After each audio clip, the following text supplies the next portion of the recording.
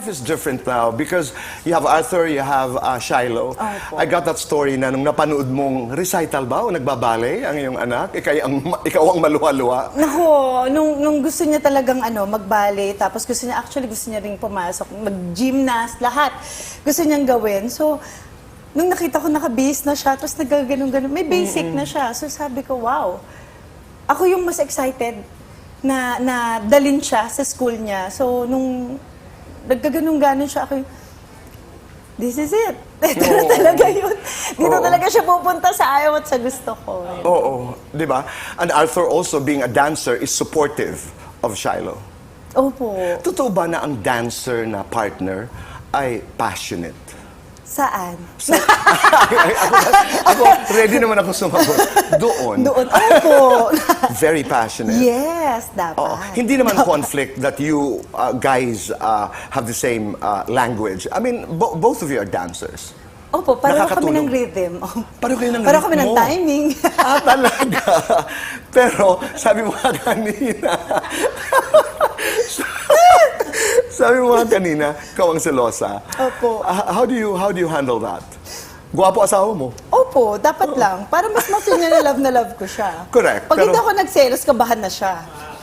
Okay, si Arthur understands that. Opo. At hindi Tapos, ine-explain niya sa akin kapag meron akong mga bagay na hindi naiintindihan at bakit nakatabi sa iyo yan, bakit lagi lahat ng pictures magkakatabi kayo, ano to?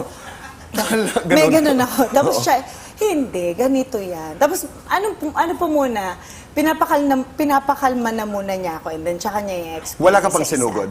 Wala.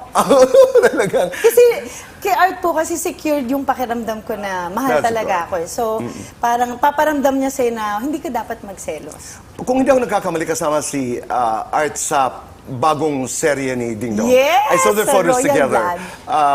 Royal Blood, Opo. tama. Ano ang madalas yung pinag-uusapan? Kanina tinanong kita kung anong pangarap mo. At napakaganda yung kasagutan ng sinabi mong ang pangarap mo para kay Shiloh ay? Kanina sa Fast Talk, do you remember what you said? Para siya maging mabuting... Maging makajos. Makajos. Oh. Maging mabuting tao. Pakipaliwanag at yan. makajos. Because normally, Rochelle, you would say, I want my daughter to be in show business. I want my daughter to be, you know, a dancer. Ikaw, makajos. Kasi po kapag nasa kanya ka, wala ka nang ikakakabay. So, parang marerelax ako. Basta naging follower siya ni God, I'm good. Ganda. Oo.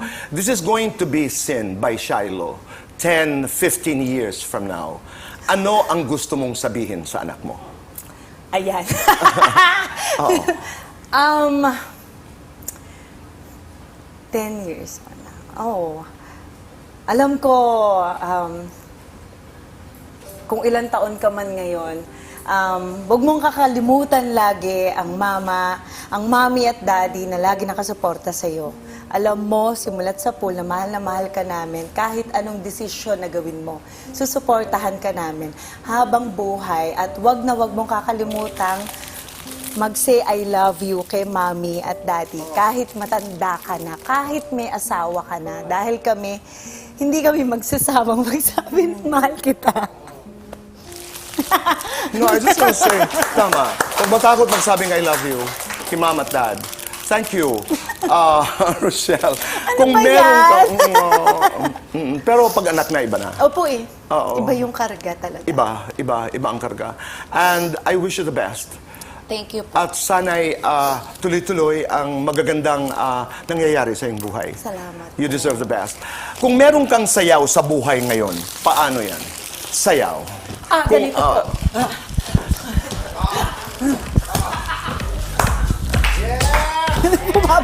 Rochelle, bakit? Bakit hataw? Kasi po, pag hataw ka sa buhay, lahat maiumpay mo. Ito ang iyong bulaklak. Ito po, thank you. Maraming salamat. Ang sarap na ma-interview Thank mo you. po. Maraming salamat. We have so much fun.